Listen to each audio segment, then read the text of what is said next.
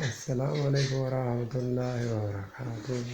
Kan hordoftoota keenya chaanaala keenya kan hordoftan hundi keessanuu nageenyi keenya qilleensarraan isin haa ga'u jechaa chaanaalli kun haarawaa wantoota hedduu qabannee isiniif dhufaa jirra.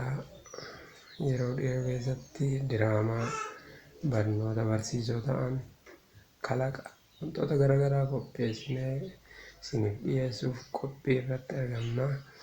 Chaanaala keenya subscribe, like, share akka nuuf gootan abdii qabna. Hanga yeroo sanii turtii gaarii isiniin jenna. San dura garuu namoonni chaanaala kanaaf haaraa taatan subscribe, like, share nuuf godhaa isiniin jenna. Yeroo gabaabduu keessatti wantoota gaarii wantoota isin barsiisoo ta'an hedduu qabannee isiniif dhiyaanna. Ana qofa osoo hin taane goddanyoonni tiyyaallee baay'ee jirani walumaan isiniif dhufna.